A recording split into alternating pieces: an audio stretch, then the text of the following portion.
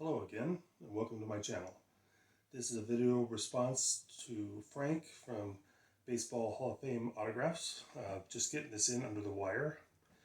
Um, didn't take me very long to come to the conclusion of what my favorite autograph was.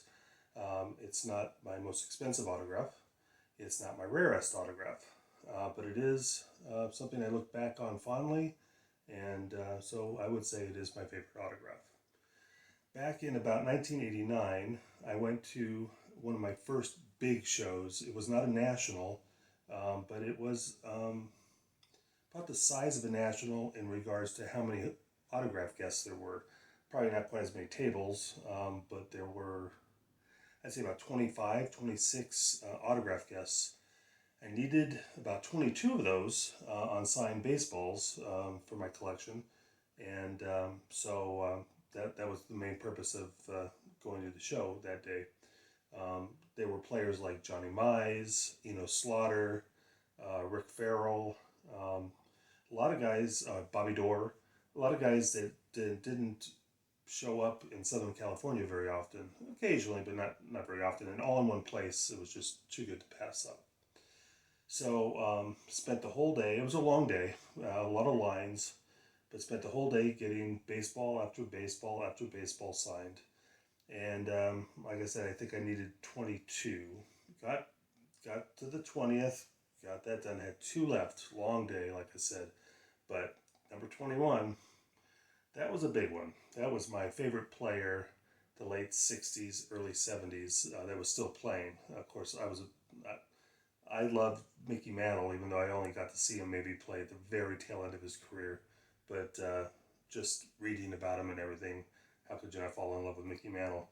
But the player that I really loved that was still playing was Willie Mays. And I was going to get a chance to actually meet Willie Mays and get his autograph. So stood in a pretty good long line. By the time I got up there, Mr. Mays was in a foul mood, to say the least. And as it turns out, he was often in a foul mood. So I gave him my baseball, was very polite. Mr. Mays, a big fan, loved watching you play with the Giants and even with the Mets, and kind of looked up at me with a scowl, signed my baseball, then proceeded to roll it off the table. I was able to catch it on the second bounce. As I was walking away from that, I was totally dejected. Now, I'm about 29 at that point, and you wouldn't think that something like that would bother a grown man. But I was dejected. I was suddenly an 8-year-old child that was just totally, can't even bring it to words even today. Dejected, disgusted. They often say, don't meet your heroes, you'll be disappointed. Well, in that case, I was. So, as you can probably figure out, this isn't the story of my favorite autograph being Willie Mays. I was about ready to go home. It was a long day. I thought, you know what, I'm just going to blow off the last autograph. I can always get it later. But I was convinced to go ahead, just one more. Let's just go ahead and get it done. So, okay. So, waited in line, still thinking about that last autograph, and got up and I handed my ball to the gentleman. And whether this was just normal for him at that point, and I kind of found out later it kind of was, or if he saw that I was a little down, he started talking to me. How you doing? How's your day going? And it's like, what? So I perked up immediately. We started talking. We must have talked for 4 or 5 minutes. Maybe it was less, but it seemed like a lot longer.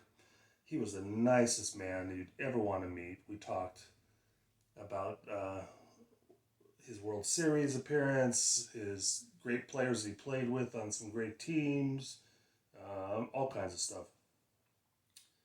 When I left that day, I went from being totally down in the doldrums to being on top of the world. And before he signed, he asked me, would you like me to personalize that for you? And now up to that point, I never got personalized baseballs, especially. Maybe an 8x10, but not baseballs because I liked them to be uniform. I didn't even, well, I did like if they put the Hall of Fame designation on that. But other than that, I just wanted their name. And it only took me about 2 seconds to say, yes, please, I really would like you to personalize it. So, he personalized it to me, and to this day, it's in my baseball case with all the other Hall of Famers, and it's one of my favorite, well, it is my favorite autograph, because every time I look at it, I remember that day and how he took a day that was going to be the worst and made it the best.